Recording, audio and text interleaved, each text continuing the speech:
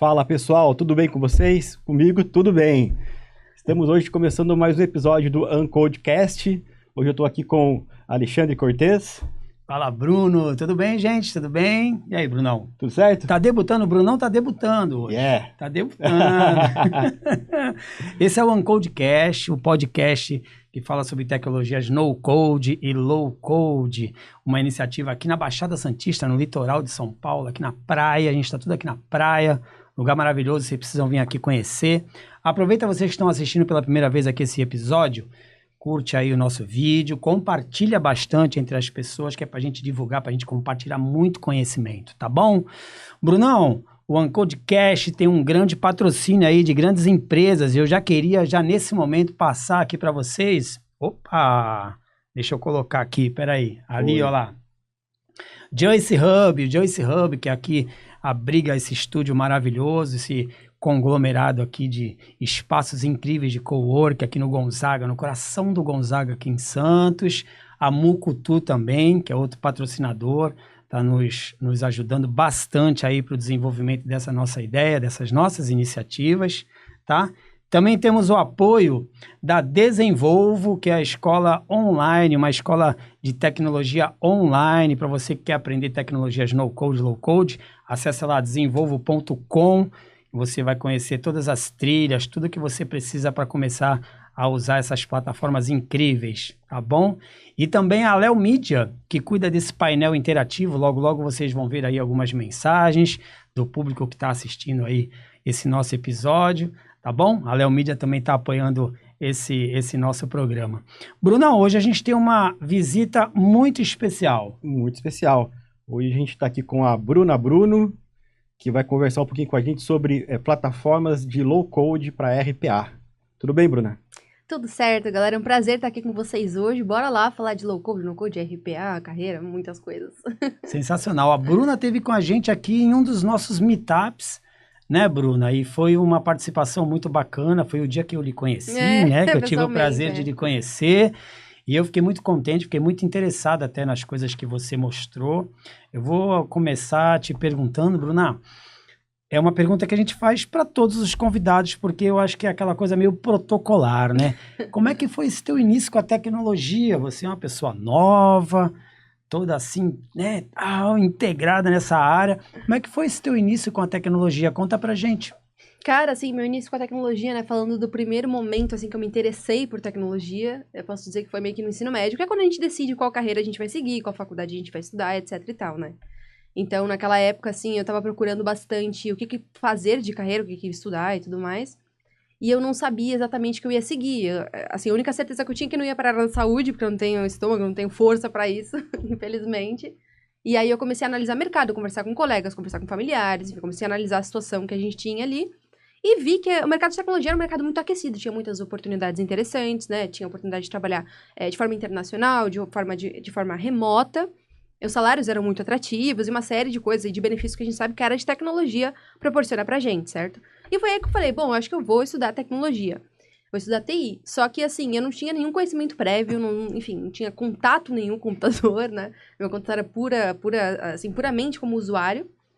E aí, eu entrei na faculdade totalmente cru, né? Eu prestei o Enem, eu entrei na faculdade na Federal de Cubatão, aqui na Baixada Santista. Prestei o Enem aí, graças a Deus passei. E aí, minha jornada no mundo de tecnologia começou. Então, eu fiz 3 anos de faculdade, tá? Aprendendo do absoluto zero, eu entrei na faculdade, eu não sabia o que era uma linguagem de programação, eu não sabia o que era isso, o que era código. Fantástico. Enfim, não sabia, eu aprendi tudo na faculdade. E aí, comecei a me interessar, a gostar, sempre gostei de estudar, sempre fui bastante esforçada, bastante estudiosa, né? Então, não tive problemas com a faculdade. E aí, eu trabalhava numa empresa de engenharia civil e ambiental, eu trabalhava com finanças, né? Fazendo conciliação bancária. E continuei lá. Depois de 1 ano de formada, só que eu entrei na área de tecnologia, que foi uma oportunidade que eu consegui em São Paulo, na Capgemini Brasil, como analista de sistema Java Júnior. Aí, minha experiência profissional mesmo, minha bagagem ali começou, minha bagagem técnica, né? E aí, nessa história toda, eu tive mais ou menos 1 mês de treinamento de Java na empresa. Eles treinaram toda a galera ali, eu entrei como júnior, né? Então, a gente teve um treinamento pago pela empresa. E aí, logo em seguida, eu já entrei com RPA. Eu nem cheguei a atuar em sistema Java. Já fui diretamente para RPA, porque a gente tinha uma demanda na época na Capgemini, né? A Capgemini precisava de profissionais de RPA e não tinha no mercado para contratar. Era um mercado muito escasso, né? Muito pouca, assim, quantidade de profissional que a gente tinha. Bruna, deixa eu te interromper. Uhum. Eu vou pedir para você definir direitinho o que é RPA, porque muita gente que assiste o podcast aqui está bem familiarizado com o termo. Uhum. Mas eu tenho certeza que tem uma galera que de repente está chegando pelas primeiras vezes, aí de repente não está muito por dentro do que significa RPA exatamente. Aí se você puder dar uma explanação legal para gente. Com certeza, menina. É um termo aí que também está saindo de linha, tá entrando outros agora. Mas o que é RPA, né? O RPA significa Robotic Process Automation, ou seja, automação de processos robóticos. Então, basicamente, é uma área onde a gente cria automação de processos, tá? Majoritariamente com ferramentas low-code e no-code, tá? Essa é a ideia do RPA inicial lá de trás, tá? Hoje em dia, a gente está tendo uma flexibilizada na área, então a gente já tem, por exemplo, pessoas que constroem RPAs com Python, por exemplo, tá? Não é incomum, na verdade está sendo bastante comum agora. Então o termo está sofrendo aí umas alterações, a área está sofrendo umas alterações, né? Inclusive o termo RPA está saindo de linha e está entrando agora Software Automation. Porque o que a gente faz é uma automação de software, né? A gente automatiza sistemas, tarefas em sistemas que já existem, por exemplo. Então, é isso que eu ia te perguntar. Então, o RPA, ele automatiza softwares que já existem. É uma camada de software que opera outros softwares. Isso, nossa, você colocou perfeitamente, é exatamente isso. A gente cria robozinhos, assim, para quem não era da área de TI, eu costumo dizer que a gente cria robozinhos virtuais, pra pessoa imaginar ali, né? Foi até bom você falar isso, que a gente fala assim, né, processo automatizado de robótico, né, que você falou? É robótico, de processos robóticos. Não é para pensar num robô, né, aquela lataria toda lá, é uma coisa de software mesmo, né? Exatamente, o negócio, né? O pessoal pensa bastante nisso. Você falou de Python, tu é o cara do Python? Python. Ele é o cara do Python, pô. Então, eu tenho uma empresa que trabalha com RPA usando Python. A gente não usa low-code nem no-code, a gente trabalha com Python, porque é muito específico o que a gente faz. Mas acho que a gente podia exemplificar, né, RPA. Então, por exemplo, eu poderia fazer um robô operando, por exemplo, o Instagram para começar a dar like. Esse é um exemplo. Um exemplo para a galera imaginar bem. Eu acho que tá bem no cotidiano da galera. É um exemplo simples para ficar dando like em fotos. Você estava comentando, né, que você tinha entrado como analista Java Júnior. Isso, isso. E aí você teve, então, um contato com o RPA. Foi direto para o RPA. Parte daí, então, só pra gente saber o que aconteceu na sequência. Aí, como é que foi? Você não se assustou? Porque cara, é uma coisa muito nova. Eu nunca tinha nem ouvido falar. Muito louca. Assim. Mas ela não se assustou com Java? Pois é, não é verdade? É verdade. Não, então, exatamente, assim, o Java me assustava, porque eu sempre tive uma certa insegurança com código. Porque eu saí da faculdade, assim, me sentindo despreparada. Então, eu olhava pra código e falava, caraca, será que eu vou dar conta disso aqui? Será que eu sou boa nisso mesmo? Então, sempre rola aquela insegurança, né? Imagino que pra todos os profissionais de tecnologia, não só pra mim, né, especificamente. Então, eu tinha uma insegurança, então já me assustava mesmo. Daí, quando eu vi a Capgemini falando, pô, RPA, então eu comecei a pesquisar. O que é RPA, né? O que fazem com isso? Como funciona? Eu posso ser indelicado de te interromper? Pode. Eu preciso falar uma coisa pra vocês. Eu tenho 52 anos. É a primeira vez que eu ouvi, assim, agora nos últimos tempos, o termo RPA. O Léo Andrade, que é nosso amigo, nosso parceiro aqui. Inclusive, o Maurício também tá aqui nos bastidores, na produção. Grande Maurício. O Léo Andrade chegou um dia pra mim e falou assim, não, porque você tinha que ver esse negócio do RPA. Aí eu fiquei pensando assim, o que o Léo quer que eu fique... RPA, pra mim, é recibo de pagamento de autônomo. Isso tá entregando a minha idade. Gente, mas é verdade, 52 anos, RPA pra mim é recibo de pagamento de autônomo. Eu não sabia o que era isso. Quero puxar um gancho, porque assim, na época, quando eu fui pesquisar o que era RPA no Google, nem o Google... chegou nisso, não, também? Eu cheguei nisso, nem o Google soube dizer que era RPA. Eu cheguei nisso, recibo de pagamento autônomo. Eu falei, o que é RPA? E aí eu fiquei meio confusa, né? Porque na época no Google não tinha tanto material como a gente tem hoje sobre a área. Enfim, as coisas mudaram, né? Então foi mais ou menos por aí. Bom, aí voltando lá. Eu mesmo estava com Java e tal, não sei o quê. Mas aí a Capgemini me deu essa oportunidade. Então a Capgemini mesmo me treinou na época. Aí ela deu pra gente aí o curso todo de forma gratuita, certificação, tudo pago pela empresa. Então, mais uma vez, eu tive um treinamento em RPA e tudo mais. Quando eu vi como funcionava a plataforma... Claro, gente, nem toda plataforma de RPA é igual, né? Vamos deixar claro isso aqui. A gente tem várias plataformas disponíveis no mercado hoje. Então, cada uma tem uma carinha, um jeitinho ali. Só que a ferramenta que eu comecei estudando foi o UiPath. Né? Porque a demanda por UiPath era maior. Então, eu comecei estudando. Quando eu dei de cara com aquela telinha ali, como funcionava o bloquinho de if, de else, do while, eu falei, gente, que legal esse negocinho, né? É muito confortável, muito gostoso de você trabalhar. É um negócio muito visual. Então eu falei, caramba, isso aqui parece ser muito legal. E aí eu me encantei, cara. De verdade, eu me encantei. Eu falei, caraca, é isso mesmo, isso é muito legal. E eu nunca tinha visto na faculdade, porque na faculdade a gente não costumava ter esse tipo de disciplina. Eu nunca vi low code e no code na faculdade. Eu falei, gente, você tá entendendo? É muito específico. Low code, no code, olha, na faculdade realmente eu acho que talvez agora, né, nesses últimos tempos, talvez eles façam algumas referências e comecem a trazer alguma coisa. Eu tô um pouquinho por fora se de repente eles estão mostrando. Mas na época que você fez faculdade, com certeza eles Na época que eu fiz faculdade, não. Mas hoje em dia a coisa tá mudando. A Federal de Cubatão mesmo já me chamou pra dar workshop lá, palestra e tal, levar conteúdo sobre isso. Inclusive, fui avaliar um TCC, cara, de um aluno que fez um robozinho pro LinkedIn e o IPF. Que legal. Que bacana. Entendeu? Então, assim, a faculdade tá também se flexibilizando. A gente tá falando de uma federal. Universidade pública, que geralmente a gente tem aquela sensação que é um pouco mais engessada e tal. Só uma sensação mesmo, porque não é realidade. Eu acho que agora eles vão ter que acompanhar, né? Tá evoluindo muito rápido essas tecnologias, né? Então a faculdade vai ter que colocar isso. Não, né? com certeza. E é um mercado, cara, que hoje em dia, pô, a gente vê muita vaga assim, pra RPA e tal. Bubble também não tem essas ferramentas que vocês costumam usar? A Bubble, o Cortez é especialista. Então. O mercado não tem várias vagas disso? Tem internal? Muita. Atualmente, muita vaga para desenvolvedor no-code, low-code. Muita vaga. Eu tô curioso com uma coisa. Você falou que aí você teve o contato com essas ferramentas, né? Com essa ferramenta. UiPath. UiPath. É isso aí? Isso. Mas eu quero entender uma coisa. Na empresa que você estava, eles desenvolviam soluções para outras empresas ou eles usavam essa plataforma para soluções internas? Sim, então era, na verdade, 2 cenários, né? A gente fez as 2 coisas. Como a Capgemini Brasil é uma empresa de consultoria, a gente fazia projetos internos e externos. Para clientes e também para a própria Capgemini e tal, nossa operação, entendeu? Entendi. Então tinha bastante projeto nesse sentido rolando. Entendi. Então chegou a ficar alocada também em clientes? Cheguei a ficar alocada em cliente. Então, na época, eu comecei minha carreira em tecnologia, foi, só para colocar datas aqui, foi no finalzinho de 2019, eu entrei em novembro de 2019. O ano seguinte, o que foi? Pandemia. Entendeu? Então, assim, eu fiquei trabalhando de forma presencial, indo em cliente e tal, durante acho que 3 ou 4 meses. Depois, no início de 2020, veio a pandemia. E aí ficamos home office. Então, aí muitos dos projetos que eu atuava, geralmente eram para Capgemini, não mais em clientes, né? Então, a gente transitava muito. Tinha muito desenvolvedor, muito analista e tudo mais na época. Eu vou fazer uma provocação para a Bruna aqui. Não é uma provocação. É mais uma curiosidade, Bruna. Então, o RPA são automações que a gente faz, né, no software, né?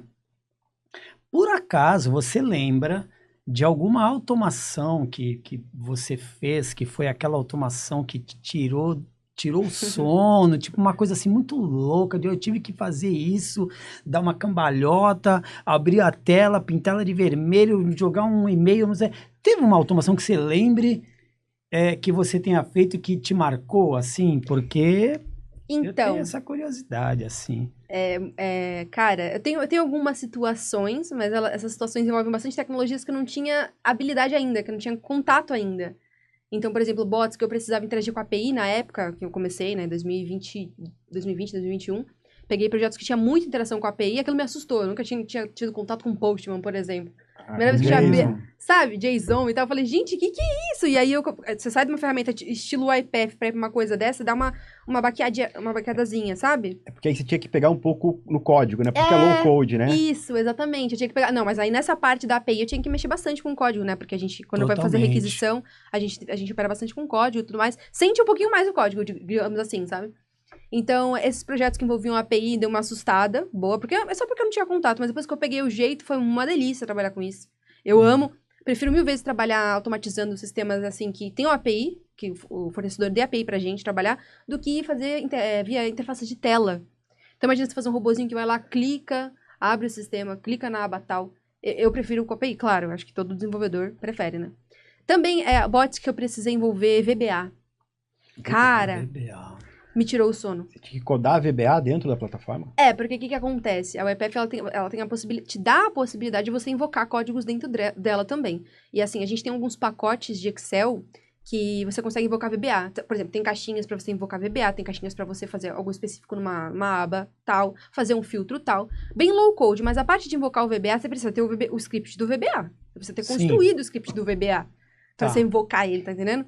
Entendi. E eu me dei, assim, me deparei com várias situações onde eu precisei fazer um script de VBA. E E aí, VBA é um negócio feio, né, cara? Nossa senhora. Eu, assim, tirou meu sono, cara. Eu fiz cada macro que eu falo, Mas você gente... já manjava VBA ou teve que aprender na hora? Então, eu tive que aprender na raça, na hora, velho. Na hora, assim, perguntando pra colega, pedindo ajuda, dando uma olhadinha no Google. Graças a Deus, hoje em dia a gente tem ChatGPT. Entendeu? Graças a Deus, gente, que maravilha. Agora, hoje em dia, eu faço VBA de tudo que é jeito. Você pode Hoje eu me sinto segura, pode me mandar qualquer script de VBA que eu faço. Pode, tranquilo. Então, assim, esses projetos me tiraram sono. Mas, assim, tiveram alguns que eu não consegui gerar com o ChatGPT, por exemplo. Alguns bem complexos mesmo, que eu tive que fazer na raça. Então, isso dá uma assustadinha. Mas, hoje em dia, graças a Deus, graças a essas adversidades, eu me sinto um pouco mais confortável para lidar com esse tipo de projeto, sabe? Tá. Eu não conheço o UiPath, assim, nunca me deparei com a ferramenta, assim, na minha frente. Então, só para eu entender e também para quem está assistindo a gente, para a gente ter um norte aí, né? E o UiPath, é uma ferramenta que você faz um download para o seu computador. Ela é instalável, né? Você instala ela, e aí a partir daí você monta todas essas automações, podendo usar qualquer aplicativo que você tenha no seu computador, inclusive acessando sites, como você falou, consumindo APIs e tal. Você praticamente pode ter o controle de qualquer elemento ali do seu computador, qualquer software. Você consegue, como é que eu posso dizer... aí o UiPath, ele consegue abrir um software e operar, clicar na tela, que nem você falou. Qualquer software ele consegue controlar ou utilizar? É assim mesmo? É assim mesmo, assim, eu acho que é difícil de falar um projeto onde a gente não consegue envolver a ferramenta ali. A gente consegue automatizar qualquer website que você imaginar. Claro, o CAPTCHA quebra a gente, né? Isso aí eu não preciso nem, né? Todo mundo, né? Entendeu? Assim, é claro que a gente sabe que tem API de terceiros que quebram CAPTCHA, a gente consegue consumir, mas as empresas hoje não aceitam isso, né? Tem questões de compliance envolvidas, uma série de questões. Então, quando tem CAPTCHA, geralmente a gente foge do site. Tenta ver se tem API e tal, não sei o quê. Beleza. Então, sites, a gente consegue automatizar sistemas qualquer aí também na máquina, desktop. Ambientes virtualizados também a gente consegue automatizar. Nunca trabalhei com projeto assim, graças a Deus, que dizem que é um saquinho trabalhar com projeto em ambiente virtualizado, mas consegue. Então, assim, interagir com a API, interagir diretamente com o banco de dados, a gente consegue fazer, entendeu? Muito bacana. E a gente tem a ferramenta, o UiPath Studio, tanto que a gente utiliza em ambiente desktop, quanto agora surgiu também o UiPath Studio Web. Então, a gente consegue também fazer alguns fluxozinhos no browser mesmo, como se fosse o Power Automate. Tá. Você já mexeu no... Já. Então, você sabe o que eu tô falando. É a mesma carinha do Power Automate, muito parecido. E aí... Não sei nem se eu posso estar falando disso aqui, né? Ixi. E aí eu imagino que você tem alguns fluxos já prontos, algumas caixinhas, por exemplo, abrir o Excel e extrair informação. E aí você pode criar outros personalizados do zero também. Você consegue criar essas caixinhas, né, que a gente chama de activities no UiPath, você consegue customizar. Você cria suas próprias activities que você quiser. Consegue invocar código, então se você não quer criar algo low code, né, como a ferramenta propõe, você pode invocar um C# ali, por exemplo. A base do UiPath é .NET, né? Então, a gente consegue criar projetos tanto em linguagem C# quanto em VBNet. Então, você consegue invocar esse tipo de código lá dentro. Aí você faz em código puro mesmo, faz o seu script. Geralmente eu tento dar uma fugidinha, mas agora eu vou estudar mais .NET, entendeu? Olá, tem uma pergunta. Quais os primeiros passos para quem quer entrar nesse mercado de RPA? Aí, Bruna. Léo Andrade, hein? Fala, Léo Andrade. Puxa vida. Então, gente, olha, é uma pergunta... Hoje eu acho que é uma pergunta difícil pra mim, porque eu comecei numa época que eu considero que tava um pouco mais fácil. Eu acho que hoje o negócio tá... Eu não sei explicar, acho que o mercado tá um pouco instável, eu tô sentindo isso. Não só na área de RPA, como em outras áreas de tecnologia. Então, eu acho que, assim, o mercado tá um pouquinho mais rigoroso nessa entrada aí, nesse primeiro contato com a área. Então, assim, eu acho que hoje os profissionais que estão tendo esse interesse em entrar na área de RPA, acho que eles precisam não só estudar os produtos da UiPath, né, o máximo que eles conseguirem. Claro, não tem como estudar tudo, porque a UiPath fornece vários produtos. A gente tem é uma suíte de produtos, então. Uma suíte de produtos. A gente tem muita coisa. Tem o UiPath Document Understanding, o UiPath AI Center, que você consegue invocar fluxos de machine learning. Legal. Tem um monte de coisa. O UiPath Task Capture, o UiPath... Se eu for citar aqui, eu nem lembro de tudo. Então, assim, a gente tem muitos produtos. O dev, ele precisa se especializar, né, nos que ele pretende. Geralmente, Studio Orchestrator, que são aí, o arroz com feijão da UiPath, o grosso da UiPath. E também o cara precisa ter um contato, sim, com um banco de dados, com alguma linguagem de programação, conhecimento prévio com programação, né, alguma linguagem qualquer. Conhecimento de infraestrutura também é muito válido. E o inglês. Então, você percebe que hoje, assim, o prato tá mais cheio. Porque na minha época, eu comecei, cara, eu tinha o que pra oferecer pra empresa? Eu tinha um cursinho de Java, a faculdade, não tinha bagagem nenhuma, projeto, portfólio, nada, e consegui entrar na área, entendeu? Eu acredito muito também por conta do meu perfil comportamental, eu sou uma pessoa que sou muito comunicativa, sou muito empolgada com as coisas, trabalho bem em equipe, então acho que também isso foram pontos que a empresa olhou, né? Não só a questão técnica, mas eu acho que hoje a questão técnica tá sendo, assim, um pouquinho mais chatinha de se trabalhar, sabe? Então acho que esse prato que eu citei pra vocês aqui, eu acho que é o ideal do cara olhar. A barrinha subiu agora, né? A barrinha subiu um pouquinho, mas assim, gente, a gente tem muita vaga, sabe? Então, tem empresas e empresas. É uma empresa que é um bem júnior mesmo, a outra que é um juninho mais, sabe? Um juninho mais sênior. E como eu posso dizer? Tem o júnior, o juninho e sabe? Não, o juninho, o júnior e o junão, sabe? Entendeu? Então tem empresa que às vezes exige um pouquinho mais, então, enfim, depende bastante, sabe? Mas eu acho que isso que eu falei é o legal pra você ter. Deixa eu te perguntar uma coisa. Vamos imaginar o profissional que já tem um conhecimento, então, de alguma linguagem. Vamos deixar como exemplo o C#, que você falou. Muito legal, inclusive. Então, vamos imaginar, olha lá, no dia a dia de um projeto em RPA, qual porcentagem de high code vocês precisam usar? Esse Léo Andrade tá... Nossa! On fire, hein? Essa pergunta, caramba, que específica. Depois eu faço a minha pergunta, tá? Responder essa aí do Léo. Aí pode botar na tela de novo? Deixa eu ver, eu acho que já saiu. Geralmente se usa para... Quantos por cento você usa de high code num projeto, vai? Então, é uma pergunta bem específica, eu acho que eu posso dizer, não sei se eu posso dizer, mas depende, né? Claro, depende muito do projeto. Eu já peguei projetos que, puxa, de high code eu devo ter usado ali uns, por exemplo, de VBA que eu citei, que eu já fiz alguns de VBA. Sei lá, devo ter usado uns 40%, 50% de high code, que foi VBA, os scripts VBA que eu invoquei. Tá. E aí o restante foi o que eu fiz na ferramenta ali de forma low code, né? Que vocês puxando caixinhas, montando fluxograma, aquela coisa toda. Mas tem projeto que eu consegui desenvolver inteiramente ali no low code, sem quase nenhuma linha de código. É impossível não usar uma linha de código. É difícil, porque a gente tem muitas coisas configuráveis ali, a gente precisa mexer, precisa operar.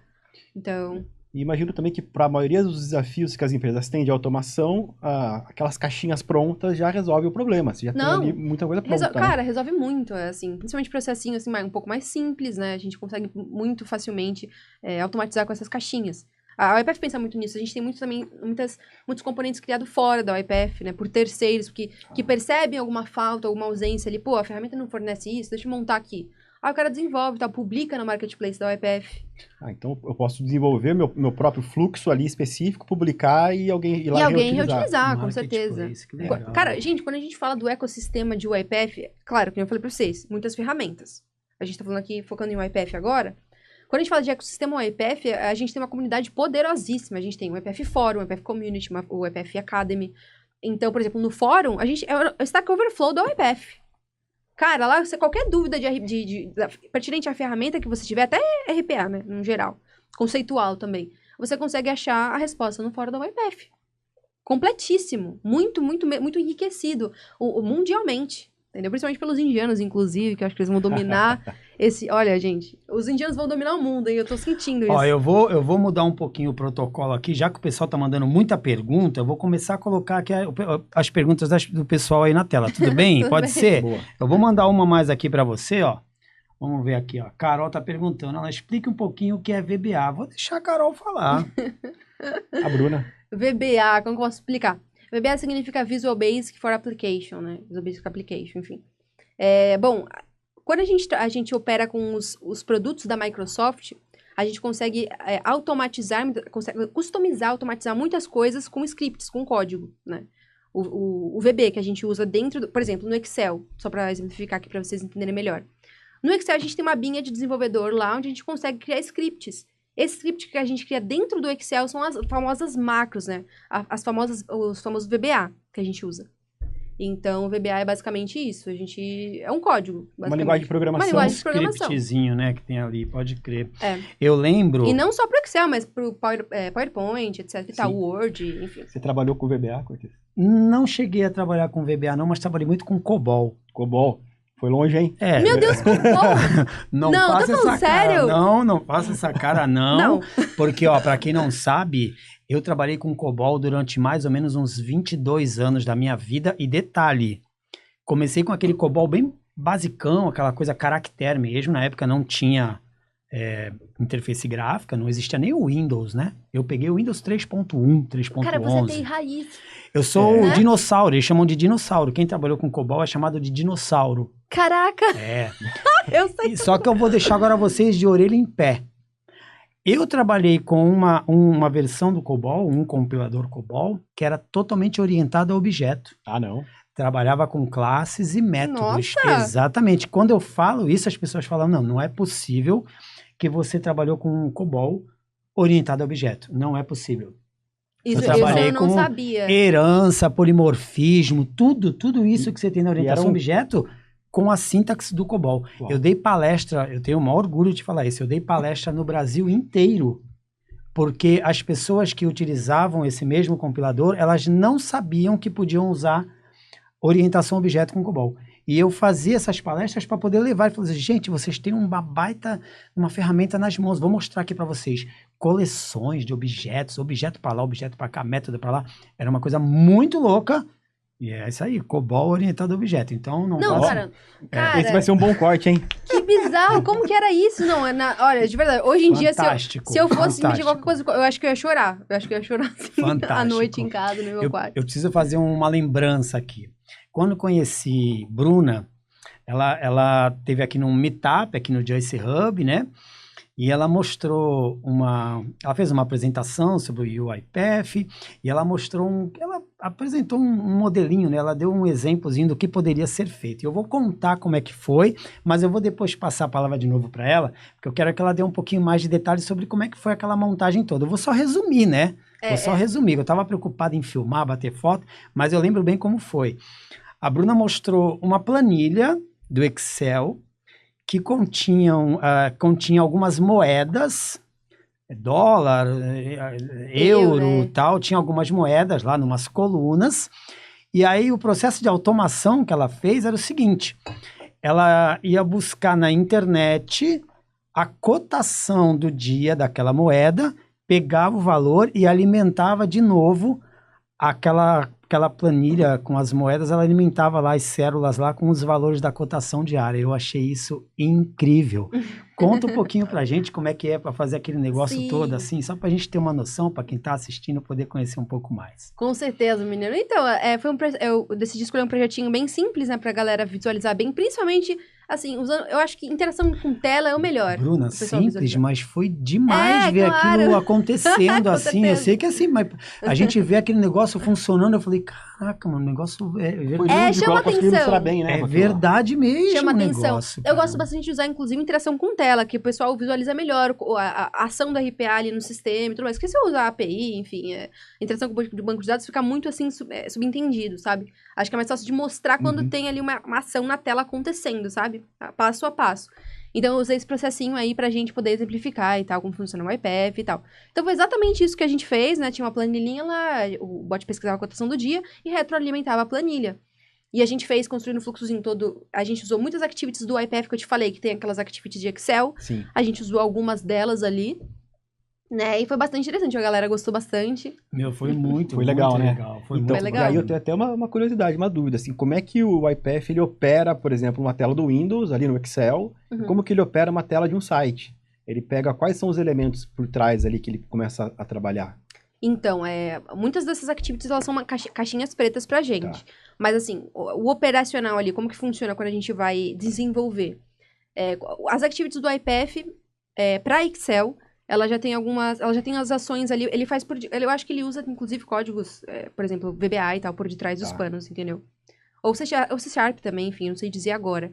Mas o que ele faz? A gente coloca lá, por exemplo, a aba que ele vai operar, qual filtro que ele vai aplicar, qual coluna vai ser, coloca o index, de repente, tudo mais. A gente coloca algumas informações nesse sentido, e aí a ferramenta, né, a Activity faz o processo sozinha, né? A gente coloca lá qual que é a planilha que a gente vai operar, que tem o escopinho do Excel, né, conforme eu mostrei pra vocês aquele dia. E aí, já na parte de interação com o site, aí já muda um pouquinho. Então, a gente precisa ter o site aberto na nossa tela, a gente precisa que os elementos estejam visíveis, precisa ter a extensão da ferramenta instalada no browser. Então, aquele dia que eu mexi no Chrome com vocês, que eu não mostrei essa parte de instalação, já estava tudo pré-configurado ali para vocês verem. Verdade. Só que tem a parte de você instalar a extensãozinha lá no browser, então já estava instalado previamente, então vocês não viram essa parte. E aí, a própria ferramenta já reconhece os elementos na tela. Eu ia Eu não comentar tenho isso. trabalho As nenhum. tags do extensão. HTML. A extensão As é, tags do HTML. é justamente para poder facilitar É, essa identificação das tags lá, dos IDs lá de cada elemento e poder integrar Entendi. tudo E poder isso. integrar Então tudo também, isso. tá. exatamente. É assim, a gente tem lá os componentes que ficam habilitados na tela, a gente vai com a ferramenta, simplesmente aponta com o mouse onde a gente quer interagir. Na tela. Na tela mesmo, então tem a caixinha lá de login, você precisa digitar o seu e-mail. Eu falo assim, eu quero interagir com essa caixinha aqui, eu clico na caixinha. Ele já entende que aquela caixinha tem as tags tal, Entendi. ele já mapeia tudo pra mim, os seletores, e me traz pronto. Eu consigo manipular, mas ele me traz de forma automatizada Legal. na grande maioria das vezes, de forma... É como se eu abrisse ali um inspetor de elementos do browser exatamente. e identificasse qual é a tag. Ele já faz isso e já Show. mapeia, né? Já mapeia pra Mão gente na tudo. roda. Já traz pra gente pra ferramenta, já, né, em segundo plano ele já preenche o que precisa preencher de seletor ali no nosso código, né? E aí já traz tudo prontinho, a gente consegue manipular, mas geralmente Legal. funciona muito bem. Principalmente quando o site é bem desenvolvido, entendeu? Porque a gente depende de bons desenvolvedores web pra poder ajudar a gente. Porque tem sites que, pra você identificar ali as tags é bem complicado, né? É complicadíssimo, gente, pelo assunto. Eu vou colocar mais uma participação aí na tela, pode ser? Pode, com Ó, certeza. já vou mandar lá para Tá você. bombando, hein? Maurício, nosso querido Maurício. Como é o cenário para mulheres no mercado RPA, Bruninha? Aí eu queria fazer uma extensão no cenário RPA e no cenário de tecnologia também. Até trazer um pouco da sua vivência aí. Então, minha gente, bom, o cenário é um tema extenso aqui, dá pra falar muita coisa sobre isso aqui. Mas então, o cenário como tá? Acho que a gente tem melhorado bastante, assim, sobre a inserção das mulheres no mercado. Então, hoje a gente vê mais mulheres entrando, mais mulheres se interessando por tecnologia, a gente vê bastante isso. Né, o que há muitos anos atrás a gente não tinha, né? Então, isso vem melhorando a passos lentos ainda, porque mulher representa ainda uma grande minoria na área, como todos vocês devem imaginar, Sim. tá? E aí, isso falando no mercado de tecnologia como um todo. Agora, quando a gente fala de RPA, ou seja, um negócio muito mais nichado ali, um guarda-chuvinha ali da área de RPA, de TI, aí a coisa fica mais difícil, mais escasso ainda. Então, assim, a gente não vê tanta mulher na área de RPA. Hoje no meu time, eu tenho uma colega de trabalho, mas já atuei com outras colegas, né, durante minha vida profissional, mas sempre era muito minoria. Era uma no time, às vezes não tinha nenhuma, tá entendendo? Entendi. Então é bem difícil. Eu vejo que, assim, o mercado tem olhado também com carinho para as mulheres, eu vejo isso. Tem muitos processos seletivos específicos voltados para mulheres. Então, não só processos seletivos voltados para mulheres, como para pessoas pretas, por exemplo, para questões pessoas com 50 a mais. Então, a gente tem bastante, assim, a questão de diversidade como um todo tem sido uma grande preocupação no mercado. A gente vê que diversidade, claro, diversidade impacta diretamente no lucro das empresas, né? Sim. Tem pesquisas que indicam isso. Sim. Da McKinsey, inclusive uma recente, mostrou que quanto mais diversa a empresa melhores são os resultados dela e tal, não sei o quê. Enfim, então o mercado tem sido bem generoso com as mulheres. A gente tem programas específicos. Já tive uma contratação na época que eu estava na Capgemini. Eu fui abordada pela minha chefe, que é mulher, da Whirlpool. Eu trabalhei na Whirlpool Brasil, né? Pra quem não sabe. A dona da Brastemp, Consul, KitchenAid e tal. A chefe era uma mulher e ela veio me chamar. Ela se encantou comigo. Porque meu LinkedIn, quem entrar lá vai ver que tem um monte de post. Eu sou toda animada, né? Eu posto tudo. Eu fiz um cursinho de 2 horas, eu posto lá, adorei. Enfim, eu sou bem assim. Ela falou, nossa, como você é engajada, né? Que legal, você trabalha com RPA, você conhece de UiPath. E aí você ganha umas premiações, que eu sou muito competitiva, né? Então, assim, se vocês repararem, eu tenho muitos prêmios que eu já ganhei. Depois conta Eu vou pra gente. contar, depois tem muitos conta. prêmios, eu posso contar alguns que eu já ganhei, tem bastante coisa. E ela viu que eu ganhava prêmio, que eu era engajada, ela falou, nossa, eu me encantei pelo seu perfil, vamos conversar? Eu tô interessada no seu perfil e tal, tem uma vaga aqui aberta pra desenvolvedora RPA, e aí eu queria conversar com você. Eu falei, beleza, eu conversei tal, não sei o quê, participei do processo seletivo e fui contratada. Mas inicialmente ela se encantou comigo, porque ela também tava com a intenção de contratar uma mulher. Ela queria uma mulher no time dela, só tinha homem. Entendi. E aí ela viu eu ali, se encantou, e aí foi, entendeu? Ou seja, a gente tá com uma sardinha puxada pro nosso lado também, em muitos momentos. Isso é muito legal, cara. Necessário. Eu acho isso necessário ao extremo. Porque a gente que é mulher, a gente se sente... Não se sente representada, pô. No time só tem homem. Numa sala de aula que só tem homem. Você fica, caraca, você sente um peixinho fora d'água. Como é que vocês vão se identificar se as referências só são homens, né? Exatamente, Como é que entendeu? vocês vão se enxergar, né? Uhum. E eu não sei se a questão de insegurança é muito inerente a mim, ou se a insegurança é uma peculiaridade de mulher. Porque, gente, eu sou uma pessoa insegura, né? Apesar de não parecer e tudo mais. Então, isso foi uma coisa que sempre me atingiu um pouquinho. Pô, eu tô no time que só tem homem aqui, eu fico meio assim, eu fico com o rabinho entre as pernas, sabe? Eu não sou muito de chegar me posicionando, não, nada disso, entendeu? Eu sou bem Então, assim, eu acho que mexe um pouquinho com a gente. Não sei se só comigo, mas eu acho que as mulheres, no geral, sentem isso, sim. Que eu já ouvi muitos comentários nesse sentido. Então, é muito importante que a gente tenha mulheres junto com a gente, que a gente... Pô, tem uma mulher aqui, ela conseguiu esse prêmio, por que eu não posso conseguir também e tal? Vou falar com ela. A gente se sente mais confortável, mais aberta pra falar com mulher. Sabe o papo de mulher pra mulher, do que mulher com homem, entendeu? Sim. Então, assim, a gente tem essa sensação. Acho que, então, isso ajuda muito, essa representatividade feminina, entendeu? Entendi. Boa. Eu vou tentar, então, voltar naquele... Eu estava comentando, aí o Léo mandou uma mensagem e eu acabei me interrompendo aqui. Depois a gente fala dos prêmios, tá? Isso, não esqueci não. Vou pedir para você falar. Vamos imaginar o seguinte, a pessoa conhece de C Sharp, tá? Eu conheço de C Sharp. Aí eu quero começar a experimentar, eu tô ali flertando com o UiPath. Para quem está interessado em começar a mexer, a pessoa já conhece, já é um desenvolvedor, já conhece de C Sharp e tal. Como que é essa curva de aprendizado? Ela é muito grande? Para quem já é um desenvolvedor, vai conseguir, assim, de repente, já começar a ter alguns resultados mais rapidamente? O que você pode nos dizer em relação a isso? Sendo direta e reta aqui com você, né? Direto ao ponto. Eu acho que o profissional que tem conhecimento em C Sharp, né? Conhecimento sólido, legal, que começa a trabalhar com o UiPath, por exemplo, ele vai se desempenhar, eu acho que a curva de aprendizado dele vai ser muito melhor do que o profissional que não tem esse conhecimento. Tá. Que vai começar diretamente ali com a ferramenta, vai entender tudo ali durante o estudo da ferramenta. Então, acho que assim, você tem um conhecimento em C Sharp, VBNet, ajuda muito, entendeu? No nível absurdo, porque imagina, você sai do high code ali pro low code, é muito... Essa transição é mais simplificada, sabe? Do que uma pessoa que sai do low... Mais tranquilo. Do que uma pessoa que sai do low code pra ir pro high code, né? Então, apesar que também claro, é uma transição também agradável você sair do low code pro high code, né? Do que você sair diretamente do zero pro high code, entendeu? Mais ou menos? Entendi. Mas eu acho que é uma transição que facilita muito, Mas cara. eu quero dizer o seguinte, assim, você acha que um desenvolvedor tradicional, né, que conhece, por exemplo, de C Sharp, ele quando começa a mexer com a ferramenta, ele consegue ter alguns bons resultados, assim, tipo, meio que de cara, assim, uma semaninha mexendo, alguns dias mexendo, ele já consegue, porque tem muita coisa pronta. Exato. Né? Tem as caixinhas que você falou, tem muita coisa pronta já na ferramenta. Dá para você já ter alguns bons resultados, assim, bem rapidamente? Dá, assim, eu não diria rapidamente. Você acha que ainda tem um processinho que é necessário ali para entender? Certeza. Eu acho que assim, como a ferramenta UiPath é uma ferramenta muito completa, tem muita coisa, muito conteúdo, muita funcionalidade, muito produto, não é assim exatamente muito rápido para você fazer do zero a sair fazendo um bot e botando em produção. Tá. Entendeu? Você precisa conhecer da ferramenta. O cara que sabe de C Sharp, mas não conhece da ferramenta UiPath. Como que ela é, a carinha, as funcionalidades, como é construído, não sabe. Entendi. Então o cara precisa passar pela trilha do UiPath, Academy, fazer os cursinhos de RPA, de desenvolvedor RPA. A gente tem várias trilhas lá, desde o iniciante até o avançado. Ele precisa percorrer tudo isso para entender a dinâmica da ferramenta, porque é uma questão ferramental. Porque senão não vai conseguir operar ali, né? Então acho que a vantagem desse cara é que ele já vai trazer a bagagem de desenvolvimento de software, de lógica e banco de dados. Isso, aí vai facilitar muito. E ele vai focar na ferramenta, aprender como funciona, onde estão as coisas e a dinâmica. Exatamente. Você conseguiu todo um ponto interessante, porque assim, a questão de lógica, o cara já tem. Então, ele não vai desenvolver muito bem isso, ele já tem desenvolvido, vai só aplicar ali e tal. O cara que tá começando do zero ali pro UiPath, que nem foi o meu caso, ele já tem que ter um pouquinho do contato. Como funciona a lógica, né? Qualquer caixinha vai ter que encaixar nesse momento do fluxo. Por quê? Entendeu? Encadear melhor as coisas e tal. Essa lógica de programação é uma coisa que o cara já tem, mas que eu tive que construir no início, porque não tinha tanto contato. Só na faculdade, né? Mas, assim, profissionalmente falando, eu não tinha. E aí, porque acho que é simples, a gente fala muito aqui de low code, né? A gente fala só de low code.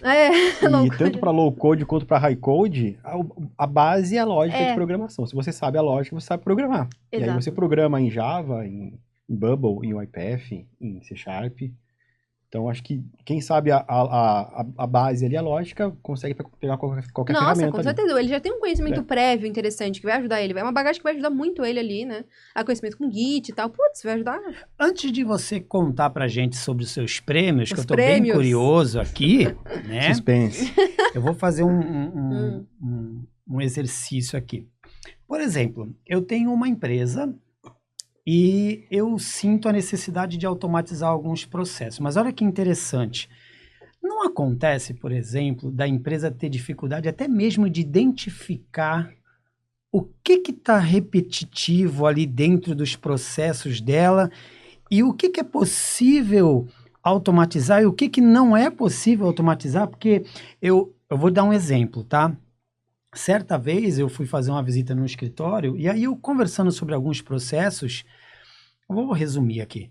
Eu descobri que um departamento enviava uma quantidade de e-mails para um outro departamento com arquivos PDF anexados. Esse outro departamento, quando recebia esses arquivos, ia até uma pasta, um local, onde estavam aqueles arquivos PDFs, as impressões, as folhas impressas. Eles iam lá nesse local, pegavam essas folhas e iam digitalizar, eles receberam em PDF, eles iam digitalizar aquilo ali para poder enviar essas imagens digitalizadas para um outro lugar, para um outro processo que precisava. E por incrível que pareça, a gente acha que tudo isso é um absurdo, né? Com certeza. Mas eles não enxergavam o que eles estavam fazendo, de verdade, eles não estavam enxergando. E quando eu ouvi aquilo, eu falei, gente, sério que vocês estão... E aí, por isso que eu estou fazendo esse exercício. Não acontece da empresa não conseguir enxergar por causa daquele negócio do dia a dia, de estar acostumado a fazer... Não acontece. E aí, a minha pergunta também é a seguinte, a empresa onde você trabalhava, por exemplo, onde você começou, que você aprendeu, você falou que ela também prestava consultoria, né? Empresa de consultoria. Ela atendia a essa demanda, ela pesquisava, ela estudava esses processos das empresas para poder falar, ó, isso você vai poder automatizar, isso você vai... É assim? É exatamente assim que funciona? Então, menino, você tocou numa dor agora, que é realmente uma dor, assim, da área, né? Porque é o seguinte, a gente... como que eu posso entrar nesse assunto? A gente, enquanto time de RPA, a gente não tem a visão dos processos da empresa inteira. Negócio, mano. É muito difícil, assim, às vezes a gente tem uma mina de ouro do nosso lado, a gente não tá enxergando, a gente não sabe. A gente não entende do negócio de cada área, como funciona cada parte processual das áreas e tal.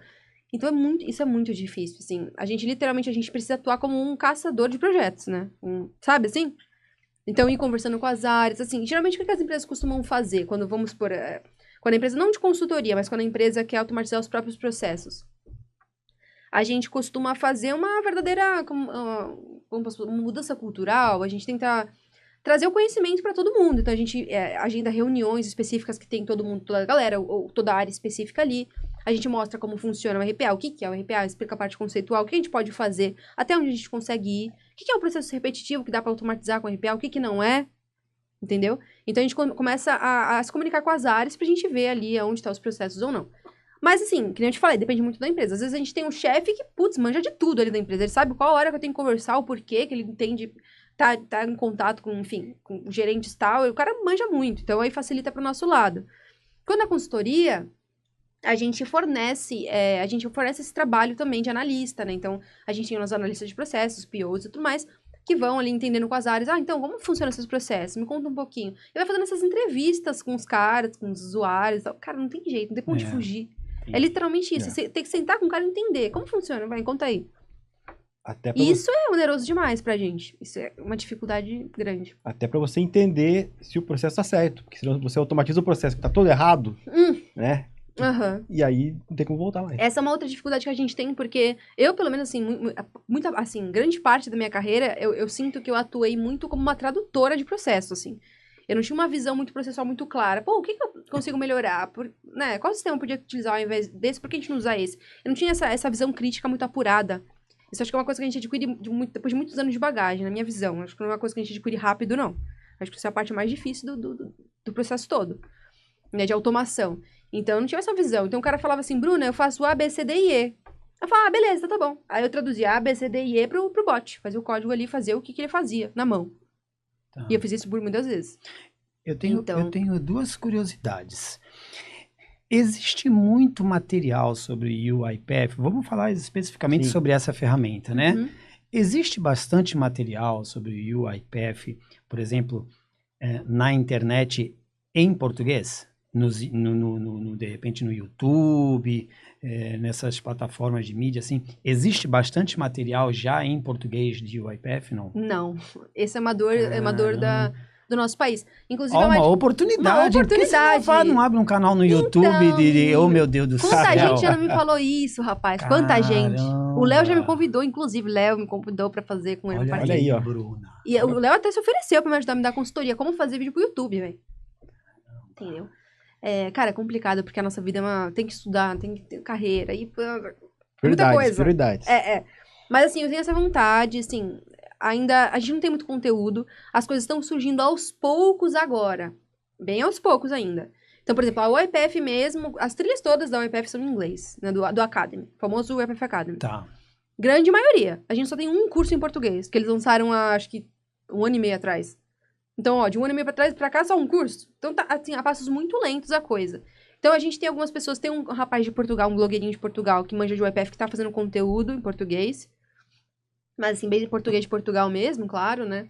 Aqui no Brasil, a gente tem alguns também profissionais que fazem um videozinho aqui, outro ali, mas não de forma muito cadente, né? De forma muito frequente ali. Então, assim, estão começando a surgir ali, entendeu? Mas é uma dor que a gente tem. Quando eu entrei na área, que foi em 2020... não tinha nada. Não tinha nada. Eu tô te falando sério. Depois procurei no YouTube, na Udemy, em tudo que é lugar. E aí, o único curso que eu achei em português foi, lembro até hoje, foi um curso do Alex Diogo. Eu fiz o cursinho dele e tal, um cursinho ótimo do cara. E aí, eu consegui até passar na certificação do UiPath com o cursinho dele. Legal. Porque eu queria fugir do inglês, porque o meu inglês sempre foi bem intermediário, sempre tive dificuldade, queria fugir do inglês. Aí fui pra da Udemy. Mas assim, mesmo em inglês, existe algum canal da UiPath que a gente consegue acessar e consumir os conteúdos de graça? Sim, sim. E existe também ferramentas para testar sem precisar assinar de cara assim a plataforma? Sim, não, com certeza. A gente, o UiPath Academy que eu falei pra vocês, a gente tem várias trilhas lá gratuitas que dão certificado no final. Inclusive preparatórias pra certificação profissional deles. A gente tem certificação, tá? Da UiPath, né? Legal. Das ferramentas, dos produtos deles e tudo mais. Então, a gente tem várias trilhas que você imaginar, de arquiteto, de desenvolvedor, de analista de negócio e tal. Então, tudo tá lá. É o carro-chefe da UiPath nesse sentido de acadêmico, né? E a gente também tem as versões community das ferramentas, né? Então, por exemplo, o Studio, a gente tem o UiPath Studio, versão community, que a gente consegue brincar bastante, fazer algumas coisinhas e tal. É bem legal pra estudar, entendeu? Legal. Aproveitando que você falou isso, eu vou voltar agora bem na ferramenta mesmo, tá? Quando você cria uma automação com o UiPath, tá lá, prontinha. Vai abrir uma planilha, vai calcular não sei o quê, vai abrir um site, vai consumir uma informação no site, vai trazer para a planilha, vai abrir um documento do Word, vai escrever um documento lá baseado na notícia do dia, sei lá, alguma coisa assim. O que fica para a pessoa ali do departamento que vai utilizar essa automação? O que fica ali no desktop para ela? É um ícone ali, ela executa ali, ó, tchum, e ele já começa a executar? Ou ela tem que abrir o ambiente do UiPath, ela tem que, dentro do ambiente é que ela vai executar a automação. Essa automação, ele gera o quê? Ele gera um executável?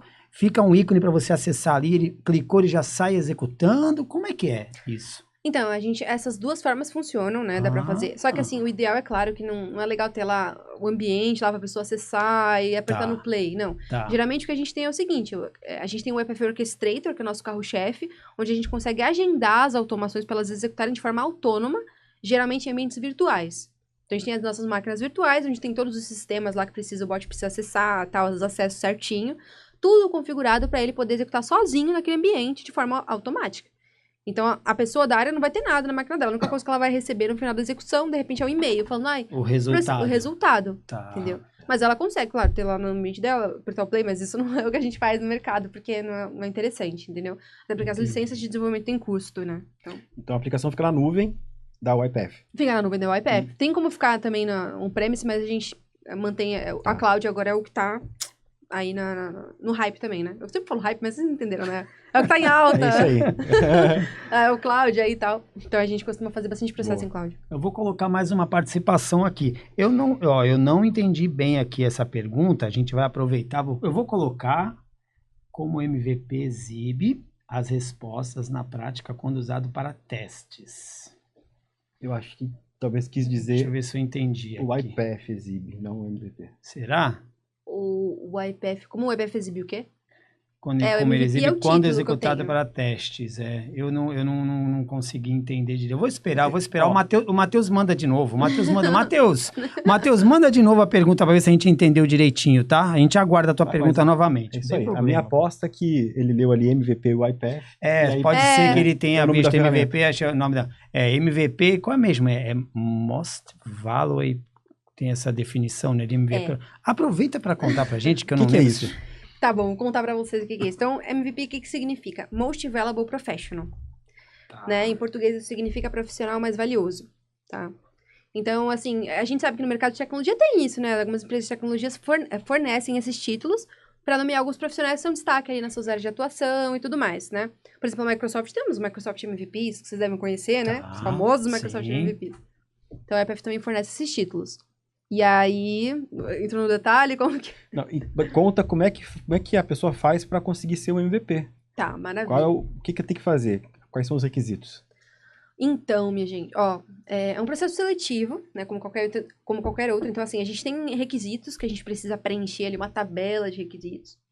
E aí, mas geralmente o profissional que é MVP, ele precisa, eu sempre costumo dizer assim, fazer um resuminho, né? Ele precisa ter duas coisas, que é o conhecimento técnico naquilo que ele faz, ou seja, já que ele trabalha com RPA ou IPF, certo?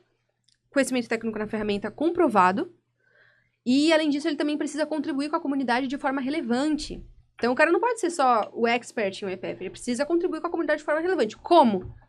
Aí a criatividade é de vocês. Então, palestrando, fazendo workshop, artigo técnico, contribuindo no fórum, no Stack Overflow da UiPath, respondendo desenvolvedores que trabalham com a ferramenta. Uma série de coisas. Contribuindo com a melhoria da ferramenta no UiPath Insights, por exemplo, que é um ambiente onde o UiPath é muito aberto, né, para você dar feedback, reportar problemas, bugs que acontecem na ferramenta. Enfim, assim, dá pra gente contribuir com a comunidade de muitas formas, tá? Então, a IPF sempre vai avaliar isso. O que você faz pela comunidade?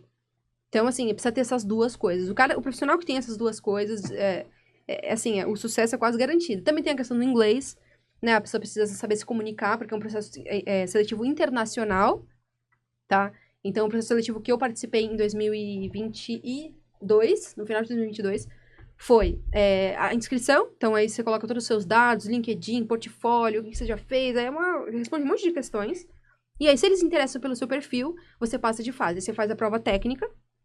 A terceira fase é uma entrevista one-on-one, né? Uma entrevista diretamente com o Community Manager da UiPath, que ele precisa entender quem você é, quais são as suas intenções de se tornar MVP, quais são as suas motivações e tal. E a última etapa é uma dinâmica de grupo com todos os candidatos envolvidos no processo seletivo. Uau. E os Product Managers da UiPath, junto. Então, essas são as 4 fases que você passa. Cara, não é pouca coisa não, hein? Eu ouvi dizer, eu não sei se é verdade, eu vou até aproveitar que a nossa audiência tá grande aqui, eu ouvi dizer que para se tornar um MVP e o UiPath, você precisa fazer o computador dar 2 cambalhotas no ar e ele precisa cair numa posição de espacato. Misericórdia! Para que as pessoas realmente te reconheçam como MVP, né? MVP. Não, agora falando sério, além de você, MVP e o UiPath, existem outros MVP aqui no Brasil também? Mulheres? Então, mulheres eu sou a única, até então. Vou dar uma salva de palmas, olha. Que privilégio, hein? Que privilégio, né? Importante, pô. Mas Caramba, você ganhou uma vez só. Você tá, olha, esse menino, olha o spoiler aí do menino. Ai, vai ser Mas muito enfim, bom. mulher eu sou a única. Mulher, você é a única. Isso. E assim, de homens, a gente tem mais 4, que são 4 brasileiros. Só que assim, 3 deles estão morando fora e só um atualmente tá no Brasil. Tá? Caramba. Então, no total são 5 aqui no Brasil. Eu e mais 4 homens. Poxa. Por enquanto, o time pode ser que aumente. Aí, a IPF, né? Poderosa. Todo ano a gente tem. É que nem tem futebol. Sim. Que esse ano o Corinthians foi campeão, mas no ano que vem, às vezes, é Santos. Entendi. Então é assim que funciona. MVP é a mesma coisa. Então todo ano tem renovação de título. E tá? todo ano é aquele processo que você falou, as entrevistas. Então, boa pergunta a sua. Porque para renovação, o processo é um pouquinho diferente. Para renovação, como você já passou pelo processo seletivo completo, a IPF só valida o que você fez ao longo de um ano. Quais cursos você fez, se você se especializou, o que você fez? Né? Como que seu currículo mudou de um ano para cá? Então eles botam isso em xeque, né? Pô, o cara evoluiu pra caramba, não evoluiu tanto e tal. Aí vê se renova ou não. Entendeu? Bacana. E depois que você conseguiu esse título aí de MVP, o que mudou na sua vida? Quais as portas que se abriram? Ai, olha, mudou muito a questão de networking, né? Então, assim, hoje eu tenho contato com pessoas, assim, do mundo inteiro. Pessoas do mundo inteiro vêm me adicionar no LinkedIn, conversar comigo. Ah, você é MVP, parabéns. Enfim, aquela coisa toda. Questão de oportunidades também, recebi algumas oportunidades de trabalho muito boas, né? Então, oportunidades interessantes por conta do título, né? Chama muita atenção. Inclusive, algumas empresas de fora olham muito para profissionais que são MVPs, né? Então, tem, por exemplo, consultoria. Consultoria se interessa muito por esse tipo de título. Porque pra empresa, pra consultoria, vai ser um troféuzinho pra ela. Porque ela vai vender projeto alegando que, eu tenho MVP no meu time aqui, ó, eu tenho um certificado tal. Então, vai ser um troféuzinho. Então, eles vendem projetos com mais facilidade por conta dos seus títulos. Então, consultoria tem muito interesse nesse tipo de coisa. Em MVP e tal. Então, eles sempre olham com os olhos diferentes. Então, oportunidade de network, tudo isso mudou bastante.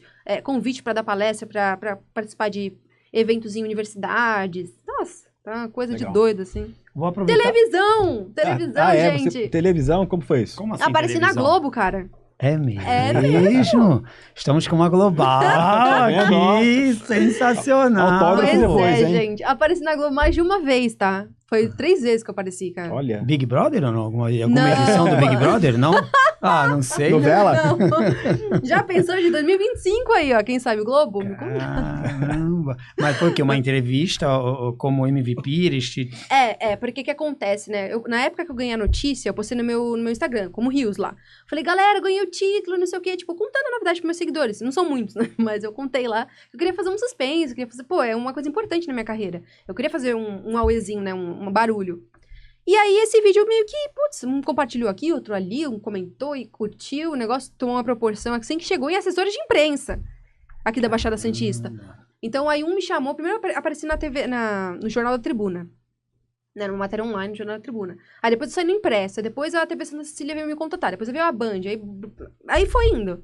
Porque o que chamou a atenção foi, primeira mulher da América Latina a conquistar o título de OPF MVP, sabe? Essa primeira mulher da América Latina e tal, já deu um, caraca! Sensacional. O pessoal encheu o olho, assim, então o pessoal gostou bastante da Muito novidade, aí já entrou com a pauta de mulheres na tecnologia, aí foi. A Bruna ainda vai falar sobre os prêmios, eu não esqueci não, a gente não esqueceu. Eu preciso mandar mais uma perguntinha aqui da participação aqui dos nossos amigos, acho que o Matheus mandou alguma coisa aí pra gente. Como é o plano de carreira e o IPF. Legal. O plano de carreira em um IPF, assim, varia bastante de empresa para empresa. Mas, geralmente, a UiPath, ela cria umas trilhazinhas lá do que você tem que seguir de estudos para você se tornar um desenvolvedor UiPath, um arquiteto de soluções ao UiPath, um analista de negócios. Então, você tem ali algumas trilhas, algumas carreiras específicas, né, para os diferentes cargos. Então, a UiPath, no site deles, lá no Academy, vocês vão ver essa parte, uma aba de certificação, uma aba de carreira, onde você vai conseguir acompanhar tudo que você precisa estudar para chegar naquela posição ali, para ser um bom desenvolvedor e tal. Enfim, todas essas coisas. Certificação profissional também, que é muito importante. Inclusive, preciso renovar a minha, que é a última que eu tirei. Olha que vergonha, foi em 2020. Ninguém precisa saber Que disso. vergonha. Pronto. Preciso Corta renovar. Não é, Ó, menino? tem mais uma participação aí, ó. Tá acabando as participações, vamos ver. Maurício, nosso Maurício. Conte um caso prático que tenha otimizado muito a operação de uma empresa, que você lembre aí, que você possa compartilhar conosco. Caramba, deixa eu escolher um, deixa eu pensar aqui.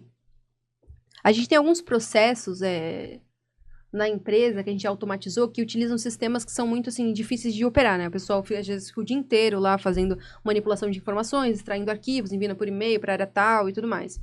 Então, a gente já fez, assim, alguns bots que operam esses sistemas e fazem todo o processo fim a fim, tá? Da operação deles, que às vezes traz ganhos de 1, 2 FTE, por exemplo. FTE. Tá. Vocês não conhecem o termo FTE, né? Prazer, Então. FT, prazer. O FTE é um termo muito... É um termo manjado na área de RPA, que significa Full Time Equivalent, o meu inglês, ó, que significa o quê? Quais são as horas produtivas de uma pessoa? Então, a pessoa trabalha 8 horas por dia, certo? Tá. Se o processo tem um FTE, ele economiza ali as 8 horas da pessoa que ela trabalhava naquele processo, né? Ele libera essas horas para ela, então ele faz aquele processo todinho para ela. Aquelas 8 horas que ela trabalhava no processo, ela tá livre para fazer outra coisa. Entendi. Então, a gente tem bots que automatizam 1, 2 FTE, 3, né? Já cheguei a ver também. e muito mais, né? Que geralmente os processos que a gente se envolve são essa média de ganho que a gente tem. Tá, eu vou fazer aqui uma pergunta e depois eu já vou passar a palavra para você falar sobre os seus prêmios, que eu estou bastante curioso, já falei, né? Sim. Quem quiser começar hoje, então, o pessoal que quer começar hoje, se interessou pelo assunto UiPath, conta aí um passo a passo para que a pessoa possa baixar a ferramenta. Tem uma versão trial? Como é que funciona isso aí? Conta um pouquinho. O que a pessoa tem que fazer? Eu quero experimentar. Tem uma versão? Como é que a coisa funciona aí? Tá, novamente direto ao ponto, vai. Então a pessoa, primeiramente, ela precisa acessar o academy.uipath.com. Tá? O Academy da UiPath, onde a gente vai ter as trilhas de estudo que a gente precisa fazer para poder conhecer da ferramenta, começar a brincar. Ok. E durante os cursos, por exemplo, a primeira trilha que a gente tem é o RPA Developer Foundation, tá? Então, ou seja, os fundamentos, né? A fundação, o que você precisa saber ali para começar. É nesse curso que você vai aprender como você instala, né? Por onde você precisa ir para instalar tal, como você opera a ferramenta. Então, lá você vai ter o link, tudo certinho para você ir para onde você instala, para o instalador, etc e tal. E começar a brincar. Então, o primeiro passo é o Academy, sempre. E é lá que você... Geralmente, tudo é cadenciado lá. Você vai ver o passo a passo certinho. Eu começo por esse, depois venho pra esse. Entendeu? Tá. Tem uma Então, trilha o mesmo Academy desenhada. uma trilha desenhadinha, assim, sabe? Assim, com todos os cursos que você precisa fazer, um após o outro. Uma trilha completa. E no final, você tem o certificado, de forma gratuita, que a ferramenta... Tá, mas de uma forma resumida, existe uma versão que a pessoa pode baixar, usar gratuitamente para ela começar a entender como é que a ferramenta... Exato. Isso que eu quis dizer. Existe Isso. uma versão que pode ser baixada... Por qualquer um, isso. Tá, E é totalmente gratuita, é a versão Community, Tá. Community. Então lá você consegue brincar, você consegue estudar bastante, fazer tudo que a ferramenta oferece, tá? E tem a versão Trail também, que aí fica disponível só por 90 dias, se eu não me engano. Pra você poder brincar e sentir um pouco mais ali de todas as funcionalidades possíveis da ferramenta, né? Inclusive da Enterprise, né? Que é a que a gente usa na empresa. Olha, a gente tá chegando aqui, muito chato ter que falar isso, mas a gente tá chegando próximo ao final desse episódio, desse podcast aqui do Uncodecast. Mas antes de fazer as considerações finais, fala pra gente sobre os seus prêmios, a gente quer ouvir e depois a gente faz então as nossas considerações finais. Foi muito bacana te receber aqui. Fala um pouquinho sobre os seus prêmios aí, que tá todo mundo curioso. Então, menino, eu tinha que tinha que ter anotado antes pra lembrar assim, de forma cronológica, né? Mas, cara, assim, eu gosto muito de competição, né? E eu acho que eu até participo de poucas, né? Baseado no que eu gosto de fazer, porque eu gosto de participar dessas coisas, não tenho participado muito, mas enfim. Eu já participei de hackathons, por exemplo. Vocês conhecem hackathon, né? Sim. Uhum. Na área de tecnologia é muito manjado esse termo e tal. Então, já participei de 2 só, e os 2 eu ganhei. Um em primeiro lugar e outro em terceiro. Então, eu já ganhei um voucher da FIAP de R$1.000, já ganhei um kit gamer completaço. Tipo, assim, monitor, cadeira gamer, mesa, tudo que você imagina. Mouse, teclado, kit gamer completo. Foi uma premiação. E, geralmente, hackathon, por mais que a gente conheça como maratona de programação, que soe muito técnico, mas a maioria dos hackathons que a gente vê por aí é muito mais sobre inovação ali, sobre ideias, né? Novas, do que sobre o Technicase em si. Então, assim, o segredo ali, né? A cereja do bolo, nesses 2 hackathons que eu participei, foi a criatividade, né? E não tanto o Technicase. Por exemplo, nesse segundo que eu ganhei, que foi o da DOC, inclusive, tecnicamente a gente foi empatado com alguns outros times, né? Mas em matéria de criatividade da solução, foi a gente que ganhou. Então, Legal. Geralmente em times e tal. Já ganhei também prêmio da Capgemini por ter me certificado, né? Que a Capgemini...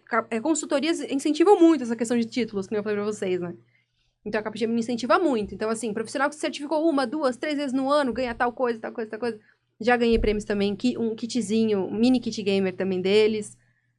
Quem mais? Tem o MVP, né? Que eu ganhei. Ganhei também um Nintendo Switch Lite da DOC. Porque eu participei de um processo seletivo pra meio que ser, assim, pra falar sobre a empresa, né? Num vídeo que ia passar no mundo inteiro e tal, sabe? Assim, de propaganda. Uhum. Então eu participo eu sou super engajada. Eu não fico só no técnico, sabe? Eu participo de tudo, assim, na empresa. A empresa chama, tem competição, tem coisa, processo, eu já quero participar. Eu sou bem assim. Eu sou acelerada, deu pra perceber, né? Enfim. Muito bom. Bruna, olha, a gente tá muito feliz, mas muito feliz. Obrigada. E triste ao mesmo tempo, que tá praticamente acabando aqui a nossa entrevista, nosso bate-papo.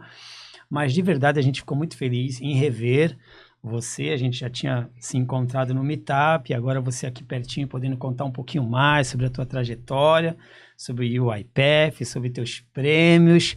sobre as duas cambalhotas e o espacato do computador. Ai, Jesus. Muito feliz.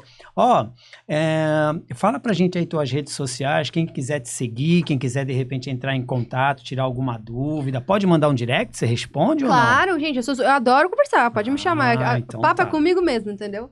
E outra coisa que eu esqueci de falar, a novidade, né? Conta. Eu esqueci de contar a novidade Conta aí. aqui, galera. Eu vou contar em primeira mão nesse podcast, né? Que eu ainda não divulguei nem nada. Que é o seguinte, esse ano, pelo segundo ano consecutivo, eu fui eleita pela UEPF MVP de novo.